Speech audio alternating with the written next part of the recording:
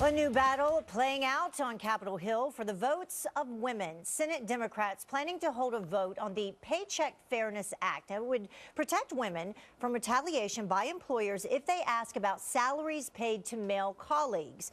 The measure could put Republicans and Mitt Romney in particular on the spot. If he opposes it, he could feel the backlash in the fall from female voters. Or could he? Let's bring in our power panel to talk about it. Ellen Ratner, Bureau Chief of Talk Radio News Service, and a Fox News contributor, Judith Miller, Pulitzer Prize-winning investigative reporter, author, and also a Fox News contributor, and Mary Walter, radio talk show host. Thank you all for joining us. Thank you. Nice to be here. So let's get some of these stats out of the way to begin with. So women, according to, a lot of statistics, make 77% of what males do.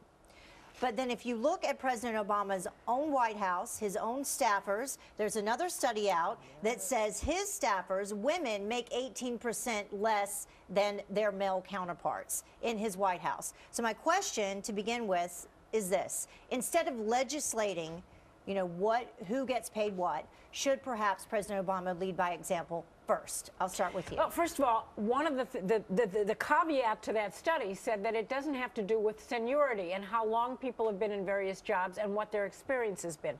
And the whole point of the Democrats' job is to be able to job bill is to be able to compare the experience so that you can take a look at how long somebody has been in a job and then compare it to male salaries. Okay. I have very little sympathy for the Republicans on this one. I mean, we have had a steady pattern with respect to women of opposing legislation that advances women's rights, economic, social, political. And if they're uncomfortable that they're going to have to make another vote that's going to widen that 20-point gap between Governor Romney and Mr. Obama in the lead, I'd say that's their fault, and they ought to stop doing things like trying to do away with funding for Planned Parenthood, which is where a lot of women in this country get their health care, stop opposing equal pay, stop opposing a measure that would punish punitive treatment of women for asking about salaries. This is their own problem, and they've made it. See, and I'm going to disagree because no, you know what? I feel that this is just trying to unionize everybody and how they pay their workers. Do we have to now have employers post, on the bulletin board how much everybody's making, and you could see why can't employers pay their employees what they want? What if they're paying the women more than the men? That's a very good question. And what about pay on merit? That hasn't happened. How do you know that hasn't happened? Lifetime, if that happens, I'll be glad to say we don't need legislation to cure this problem. I'm sure that there are some companies where women get paid more than some of their male counterparts. And if it's my business, I absolutely believe that. Gee, can I work for that one? But if you don't like what you're being paid, or you think someone's making more than you are, no one's making you stay in that job. I was in a job once, and the employer asked me, "Why are you working here? You have a husband who has a job. Why are you working?" Oh, but wait a minute. It's not so easy to find a job these days. I mean, for a man or a woman. For a man or a woman. It's not. You can't just move from company to company. It's not going to happen. It may take you a while, but you can. A while? It may not happen. But listen, life is tough. I don't want the government telling employers how much they have to pay. Well, then why not just pay people of different races different amounts of money? I mean, it's the same kind of issue. But again, and if that's how you want to run your business, that's your choice. It is your business. No, it's not your choice. It's against the law to discriminate now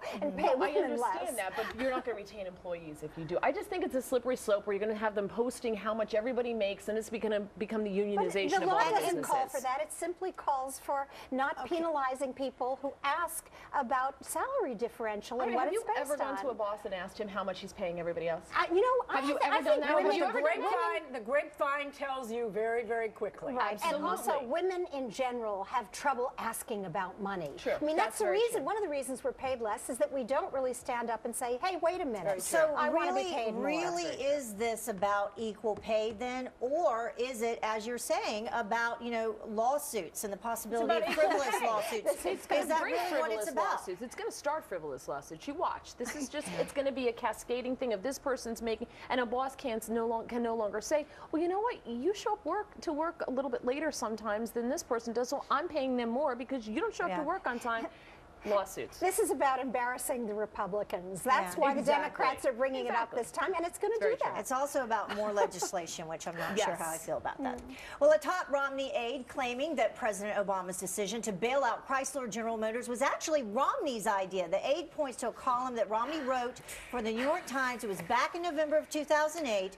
Urging the car companies to get their financial house in order. The advisor then says that the president merely followed Romney's advice, but he also neglects to mention the title of Romney's column.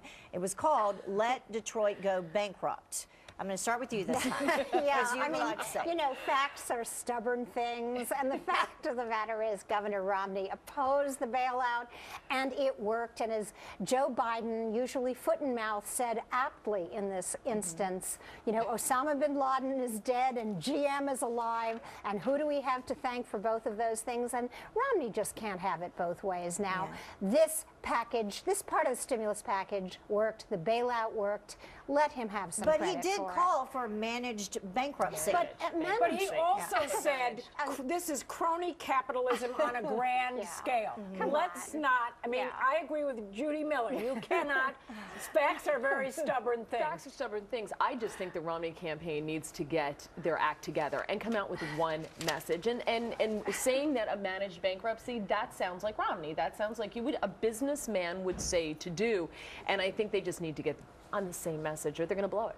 So do you think that this is something that he's going to spin another direction? I mean, Well, I think they're trying to spin it. Yeah. I don't think they're spinning it well. I but mean, Mitt that's the Romney problem. himself, like what does he need to do to come out and get on the same page? He needs and- to pull this guy back. Yes, exactly. I You mean, think he Mr. went Etch, rogue? this is Yeah, the second time, Heather, Mr. Etch-a-Sketch has Yeah, gotten his yeah. boss into trouble. I'm sure he's a very capable campaign person, but this is beginning to be a little bit embarrassing, I think. Ellen, final word on this. Well, the final word is, hey, look, I mean, Romney said it. He's going to be painted with it. That's just the facts.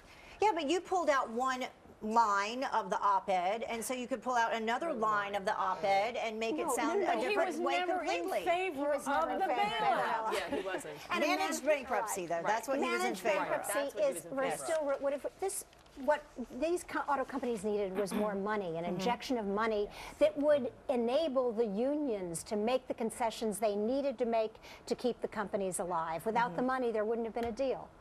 All right. Well, coming up next, the war on terror 1 year later. Can you believe it? May 2nd of 2011, the president made the call to raid Osama bin Laden's compound. Ahead, how have things changed? Plus, a new warning from intelligence officials.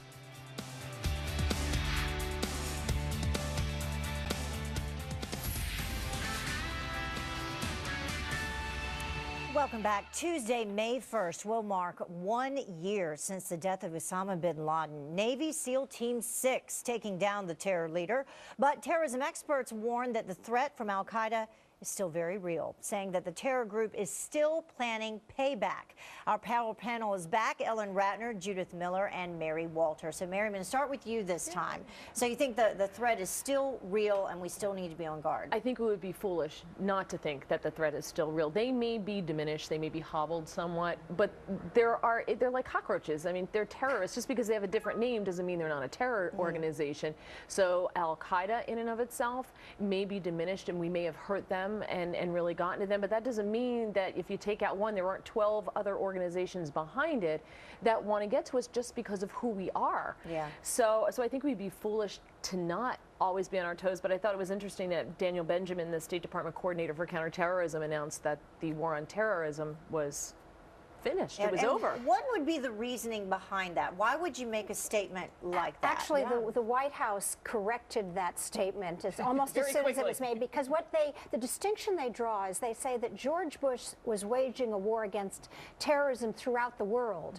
The Obama administration decided that it had to focus like a laser on al-Qaeda, all of the affiliates, all of the al-Qaeda-like groups and the wannabes. And I have to say, as someone who's covered terrorism for 30 years now, they have been remarkably successful. They have not only taken out bin Laden himself, they've taken out Anwar al-Awlaki, who was the head of the major organization that was going to be the successor to al-Qaeda in Yemen. They have increased the drone attacks in Pakistan and Yemen.